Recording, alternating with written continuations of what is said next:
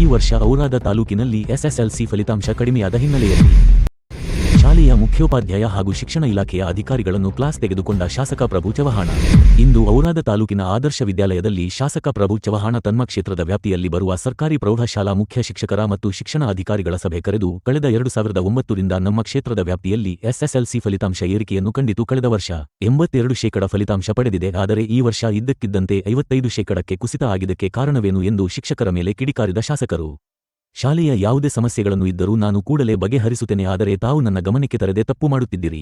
ಅಲ್ಲದೆ ತಮ್ಮಲ್ಲೇ ಅಡ್ಜಸ್ಟ್ಮೆಂಟ್ ಮಾಡಿಕೊಂಡು ಸರಿಯಾಗಿ ಶಾಲೆಗೆ ಬರದೆ ಸರ್ಕಾರಕ್ಕೆ ಅಲ್ಲದೆ ಬಡಮಕ್ಕಳಿಗೆ ಮೋಸ ಮಾಡುತ್ತಿದ್ದೀರಿ. ಇದು ಯಾವುದೇ ಕಾರಣಕ್ಕೂ ಮುಂದುವರಿಯುವುದನ್ನು ನಾನು ಸಹಿಸಲ್ಲ.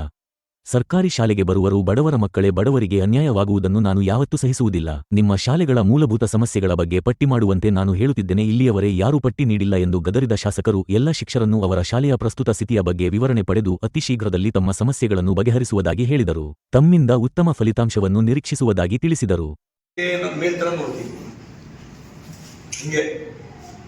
ಬಟ್ ನಾವು 2009ರಿಂದ ನಮ್ದು ಸ್ಪೀಡ್ ಇತ್ತು ರಿಸಲ್ಟ್. 9ರಿಂದ 2008 ಮುಂಚಿದ್ದು 36, 37 ಇತ್ತು. 88 ಗ್ರೋತ್ ಹೋಗ್ತಾ ಇದ್ದು ಮೇಲ್ ನಾನು 82 ತನಕ ಹೋಗಿದ್ದೀನಿ. ಲಾಸ್ಟ್ ಬಿಂದು 82, 85 ಹೋಗಿದ್ದೀನಿ. 82 ಹೋಗಿದ್ದೀನಿ. 82, 85 ಹೋಗ್ಬೇಕು, 55 ಹೋಗ್ಬೇಕು. ಅದು ಬಿದ್ದಿದೆ, ಪ್ರಗತಿ ಇದೆ. 82 ಆಗಿದೆ, ನಾವು 85 ರೀಚ್ ಆಗ್ಬೇಕಾ ಅಥವಾ ಡೈರೆಕ್ಟ್ 55 ರೀಚ್ ಆಗ್ಬೇಕಾ? ಈ ಎಲ್ಲಿ ನಮ್ದು ಹಂತ ಇದೆ. ನಾನು ಈ ಬಗ್ಗೆ ಫಸ್ಟ್ ನಾರಾಜಿದ್ದೀನಿ. ಯಾಕಂದ್ರೆ ಪ್ರತಿ ವರ್ಷ ನಾವು ಬಹಳ ಈ ಗ್ರಾಮ ಪಂಚಾಯತ್ ಈ ವರ್ಷ ಒಂದೇ ಸ್ಕೂಲ್ ಬಿಟ್ಟಿಲ್ಲ. ತಾವು ಇದ್ದಿಲ್ಲ, ವಿವೋ ಇತ್ತು, ಯಾರ್ಡ್ ಚಾರ್ಜ್ ಇತ್ತು, ಅವರು ಕಲಬುರ್ಗಿ ಅವರ ಮೇಡಮ್ ಅವರು. ಇಲ್ಲಾಂದ್ರೆ ಹಿಂದೆ ಪ್ರತಿ ದಿವಸ ನಮ್ಮ ಜೊತೆ ಇತ್ತು. ಈ ವರ್ಷ ಜಾಸ್ತಿ ಆಗಿಲ್ಲ, ಆದ್ರೆ ಪ್ರತಿ ಸ್ಕೂಲಲ್ಲಿ ಹೋಗಿದ್ದೀನಿ, ಮೀಟ್ ಮಾಡಿದ್ದೀನಿ. ಅವ್ರ ಏನೇನಿದೆ ಇದೆ, ಟೀಚರ್ ಕೊರತೆ ಇದೆ, ಸ್ಟೂಡೆಂಟ್ ಇದೆ, ಎಲ್ಲ ನೋಡಿದ್ದೀನಿ. ನೋಡಿಸಿ ನಾವು ಬಿಒಗೆ ಹೇಳಿದ್ದೀನಿ ಏನೇನು ಕೊರತೆ ಇದೆ ಪಟ್ಟಿ ಮಾಡಬೇಕು, ಇಒಗೆ ಕಳಿಸ್ಬೇಕು. ಯಾಕಂದ್ರೆ ಸ್ಕೂಲ್ ನಾನು ವಾತಾವರಣ ನಿರ್ಮಿತಿ ಆಗಿರೋ ಸ್ಕೂಲ್ನಲ್ಲಿ ನಾನು ಗ್ರಾಮಚಾರ ಮಾಡಿ 4 ತಿಂಗಳಾಯ್ತು, 5 ತಿಂಗಳಾಯ್ತು. ಯಾವಾಗ ಮಾಡಿದ್ದೀನಿ? ಡಿಸೆಂಬರ್ ಮಾಡಿಲ್ಲ, ಜನವರಿ. ಎಷ್ಟು ತಿಂಗಳಾಯ್ತು? ಬಟ್ ನಮ್ದು ಏನೇನು ಕೊರತೆ ಇದ್ದಿದ್ರು ಯಾರು ಹೇಳಿಲ್ಲ. ನಾವು ವಿಸಿಟ್ ಮಾಡಿ HM ಹೇಳಿದೀನಿ, ಲಿಸ್ಟ್ ಮಾಡಪ್ಪ ಏನೇನಿದೆ, ಪೂರ್ತಿ ವರದಿ ಅವ್ರನ್ನ ತಲುಪಬೇಕು.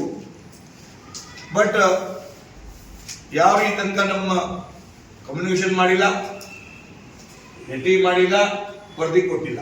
ಶಿಕ್ಷಣ ಅಧಿಕಾರಿಗಳು ಮಾತನಾಡಿ, ನಾವು ಕಳೆದ ವರ್ಷಕ್ಕಿಂತ ಹೆಚ್ಚು ಫಲಿತಾಂಶ ನೀಡುವಲ್ಲಿ ವಿಫಲವಾಗಿದೆ, ಆದರೂ ನಮ್ಮ ತಾಲೂಕು ಜಿಲ್ಲೆಯಲ್ಲಿ 2ನೇ ಸ್ಥಾನದಲ್ಲಿ ಇದೆ ಎಂದು ತಿಳಿಸಿದರು. ಇನ್ನು ಮುಂದೆ ನಾವು ಯಾವುದೇ ಕಾರಣಕ್ಕೂ ತಮ್ಮ ನಿರೀಕ್ಷಿಸಿದ ಫಲಿತಾಂಶ ನೀಡುವುದಕ್ಕೆ ಒಗ್ಗಟ್ಟಿನಿಂದ ಶ್ರಮ ವಹಿಸುವುದಾಗಿ ತಿಳಿಸಿದರು.